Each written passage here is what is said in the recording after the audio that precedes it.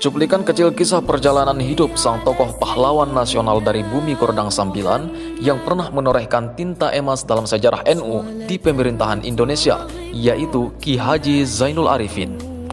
Ki Haji Zainul Arifin lahir sebagai anak tunggal dari pasangan Raja Barus, yaitu Sultan Ramli bin Tuanku Raja Barus, Sultan Shahi Alam Pohan, dengan bangsawan asal kota Nopan, Mandailing Natal, Sumatera Utara.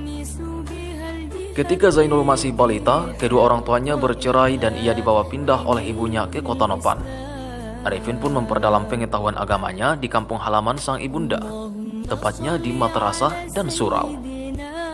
Bahkan dia sempat berguru kepada salah seorang ulama terkemuka di Mandailing Natal, yaitu Syekh Mustafa Husain Nasution.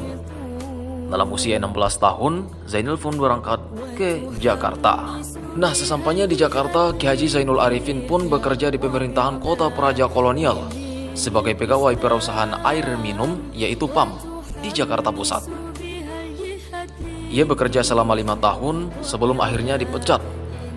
Dari situ, Zainul pun kemudian bekerja sebagai guru sekolah dasar dan mendirikan balai pendidikan untuk orang dewasa, perguruan rakyat di kawasan Jatinegara.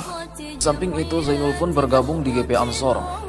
Di GP Ansor, kepandaian Zainul dalam berpidato, berdebat, dan berdakwah menarik perhatian tokoh-tokoh Nahdlatul Ulama seperti Ki Haji Wahid Hasyim, Ki Haji Mahfuz Siddiq, Ki Haji Muhammad Ilyas, dan Ki Haji Abdullah Ubaid.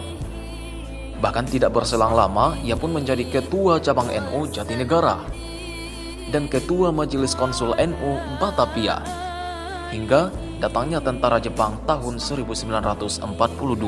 Selama pendudukan Jepang, Zainul ikut mewakili NU dalam Majelis Syuro Muslimin Indonesia atau Masyumi dan terlibat dalam pembentukan pasukan semi-militer Hizbullah.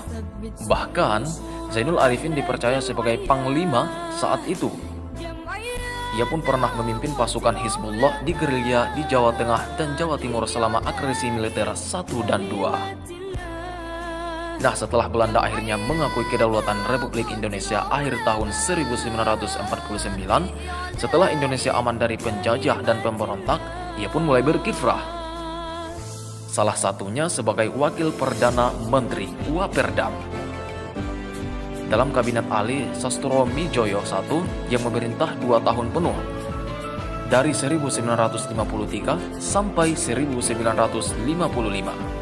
Tidak sampai di situ, Zainul pun merupakan salah seorang tokoh penting yang berhasil menempatkan partai NU ke dalam 3 besar pemenang pemilu 1955, di mana jumlah kursi NU di DPR meningkat dari hanya 8 menjadi 45 kursi. Nah, di tengah meningkatnya suhu politik pada 14 Mei 1962, saat sholat Idul Adha di barisan terdepan bersama Soekarno, Zainul tertembak peluru yang diarahkan seorang pemberontak dalam percobaan membunuh presiden. Zainul Arifin akhirnya wafat tanggal 2 Maret 1963 setelah menderita luka bekas tembakan.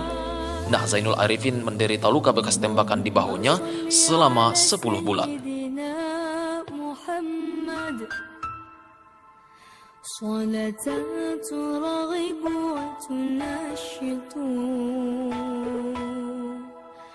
وتحمس بها الجهاد لإحياء وإعلاء دين الإسلام وتحمس بها الجهاد لإحياء وإعلاء